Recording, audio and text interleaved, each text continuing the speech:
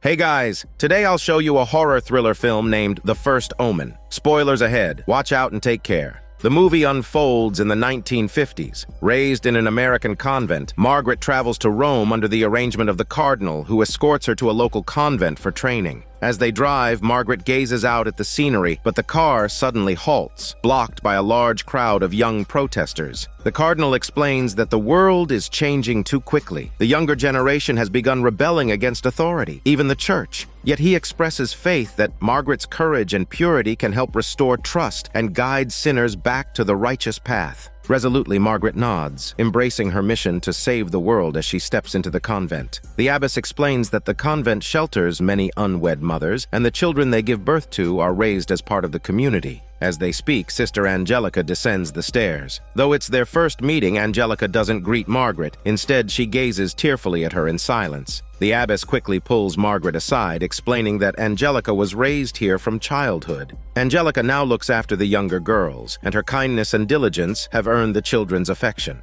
After the abbess leaves, Margaret notices a strange painting on the wall. Moments later, she hears singing coming from a nearby room. She pushes open the door to find a girl of about 10 years old. Smiling, Margaret tries to strike up a conversation, but the girl remains silent, staring coldly at her, before slowly crawling over and suddenly grabbing Margaret's head. The girl licks Margaret's face with her juicy tongue. Horrified and trembling, Margaret jumps back just as the abbess storms in, scolding the girl, Carita, before locking the door. Curious, Margaret asks why Carita was locked up. The abbess explains grimly that Carita bit another child the day before. Back in her dormitory, Margaret kneels by her bed in prayer. A chilling wind sweeps through the room, and her habit inexplicably transforms into the image of a terrifying nun. Margaret has long experienced such horrifying visions. They frighten her, but she has grown accustomed to them. Her roommate is also a novice nun, though her modern and provocative appearance sharply contrasts with Margaret's modest demeanor. The roommate is outgoing and cheerful, and the two quickly become friends. One night, Margaret notices Carita's bed is empty. Concerned, she sneaks over to the locked room and peers through the crack in the door. What she sees shocks her. Carita is tied to the bed by several nuns, her face twisted in pain.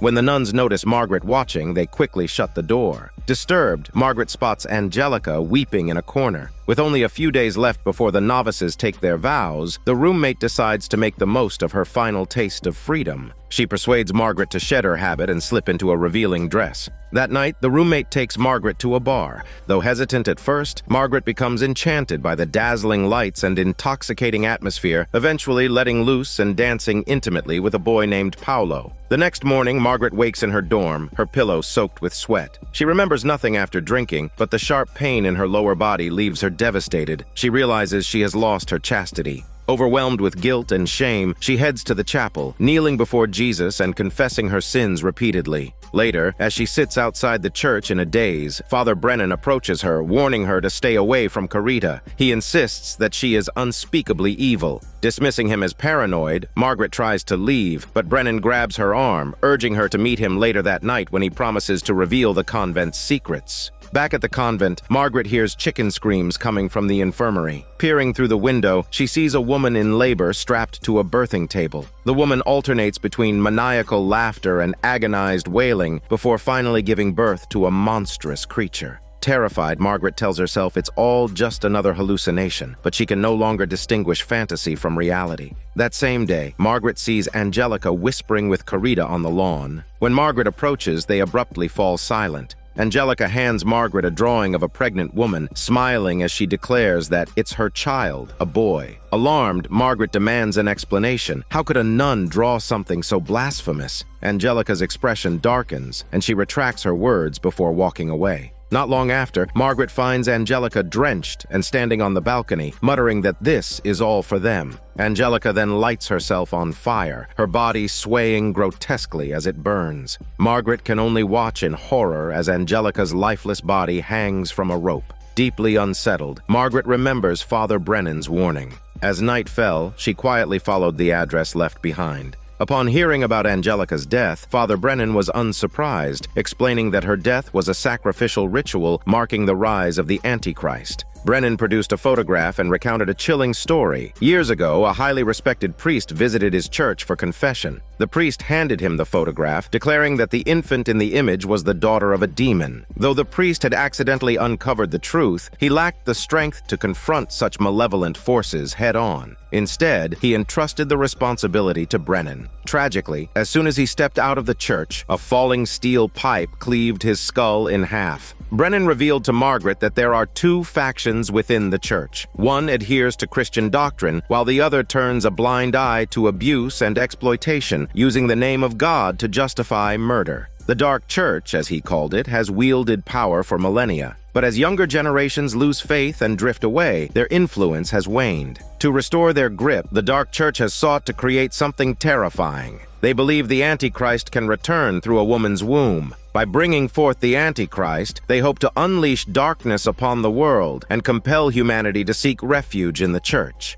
Exiled from the church for investigating this conspiracy, Brennan had uncovered evidence suggesting that the baby girl in the photo, Carita, was indeed the demon's child. If his suspicions were correct, her birthday would be June 6th, with the number 666 marking her as the devil's progeny. He insisted that the most pressing task was to obtain Carita's personal file to confirm her date of birth and uncover how she would give birth to the Antichrist. Margaret was bewildered, wondering if children were not born from a union of men and women, but Brennan's response left her trembling. Carita was not conceived naturally. She was the product of devout female volunteers mating with beasts possessed by demons. Only women carrying the devil's bloodline could bear the Antichrist. If Carita truly was the Antichrist's mother, the evil within her would destroy anyone who stood in her way. For the sake of peace, Brennan argued, Carita must be eliminated quickly. Margaret, however, struggled to reconcile the idea that Carita, a mere child who wasn't even pregnant, could pose such a threat.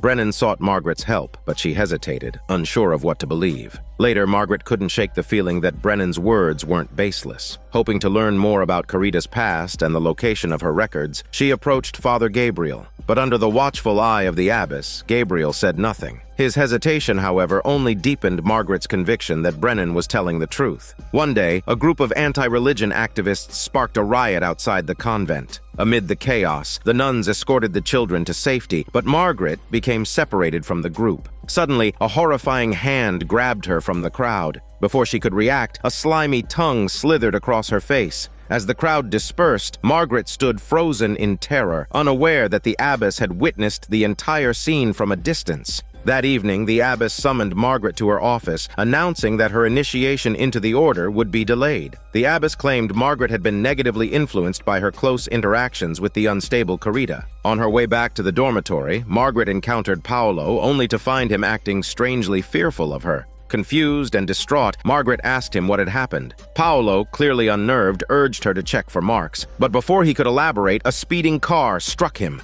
Margaret rushed to his side, cradling him in her arms and trying to get him to a hospital. But to her horror, Paolo's body had been severed in two. Nearby, a girl's piercing scream echoed through the air as Margaret stared in disbelief. The day of the initiation ceremony finally arrived. Because of Carita, Margaret was denied the opportunity to take her vows. She could only watch as her roommate, dressed in a white gown, pledged herself to Jesus and became a full-fledged nun. Seizing the moment when everyone was gathered for the ceremony, Margaret slipped into the abbess's office to search for Carita's file. Hidden under the desk, she found a key. The lock it opened was concealed behind a nearby painting. Unlocking the door, Margaret descended into a secret basement filled with classified documents. Among them was File 14, it's Carita's record. Just as Father Brennan had claimed, Carita's birthday was indeed June 6th at 6 a.m. But what shocked Margaret even more was that Carita wasn't the first. 13 other baby girls had preceded her. All were products of the church's experiments. Most had been born deformed or gravely ill, and nearly all had died young.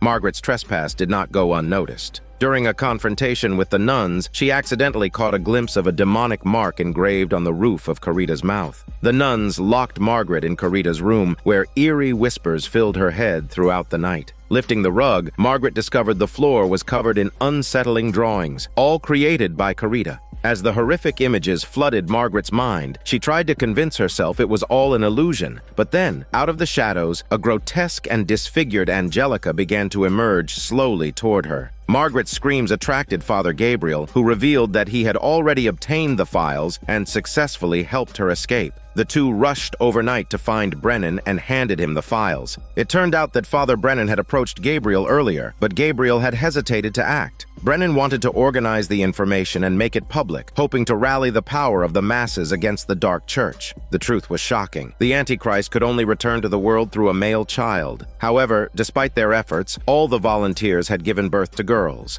Except for Carita, all the others had died. The church, desperate, decided to mate the demon's daughters with beasts, believing this immoral act would produce a male child. Margaret noticed the same photograph again, but discovered something new. The infant in the image bore a mark on her head, while Carita's mark was inside her mouth. Comparing the photo with the file, it became evident that the baby in the abbess's arms wasn't Carita. So, who was this child? After careful deduction, Margaret confirmed the baby was experiment number 5, another demon's daughter aside from Carita. Using a magnifying glass, Margaret examined the mark on the baby's head and broke out in a cold sweat. It was the same mark she bore. That was why Paolo had made that comment earlier. On the night at the bar, he had noticed the mark on her head. To her further shock, she realized Paolo and her roommate had both been planted in her life by the church. Margaret was horrified to learn the truth. Paolo had gotten her drunk at the bar, and church members had taken her to a dark room. While she was unconscious, the cardinal placed a black sock over her head, and the nuns summoned a beast to impregnate her with the seed of evil. Margaret had dismissed the terrifying visions as mere nightmares, but now she realized they were all real. The truth was too much to bear, and she felt on the verge of losing her sanity. Only Brennan's comfort brought her some peace. The date was June 6th. If Margaret was pregnant, the Antichrist would be born in just a few hours. Determined, she made a bold decision to terminate the pregnancy before it was too late. Brennan supported her, and the three of them set out to find a gynecologist. However, an unexpected car accident rendered Brennan unconscious, while Margaret miraculously escaped unharmed. Even stranger, the accident occurred just outside the convent gates. As the clock struck midnight, Margaret's body began to convulse. Minutes later, she knelt on the ground in agony as a vile liquid poured from her lower body. Astonishingly, her once flat abdomen swelled like a balloon before she collapsed and lost consciousness. When she awoke, Margaret found herself on an operating table in the convent. A dose of anesthesia was administered, and the C-section began. The cardinal personally performed the surgery. He cut open Margaret's abdomen and removed an embryo. To everyone's astonishment, the amniotic sac contained twins, a boy and a girl. The boy was the Antichrist. The nuns were ecstatic, celebrating his arrival. Margaret, desperate, begged to hold her children. The cardinal, moved by her plea, handed them over. As soon as Margaret held the twins, she grabbed a surgical scalpel and killed the cardinal. She intended to kill the Antichrist as well, but as she looked at her own flesh and blood, she couldn't bring herself to do it. The boy was taken away by the abbess, who, before leaving, ordered the room to be set on fire to kill Margaret and her daughter. Flames engulfed the room, but Carita appeared just in time to rescue Margaret and the baby girl. In the story's epilogue, the wife of an American diplomat in Rome gave birth to a stillborn child in a church-run hospital. A priest suggested to the grieving diplomat that his wife could adopt a healthy orphaned baby boy. To spare his wife the pain, the diplomat agreed, naming the child Damien. This perfectly sets the stage for the Omen. As for Margaret, she fled to a secluded place with Carita and her daughter, living a peaceful life until one day, Brennan appeared, bringing an ominous message. From him, Margaret learned her son's name, but now her only desire was to protect her daughter. And so, the story ended. This is Daniel CC Movie Channel. Stay safe and enjoy your day.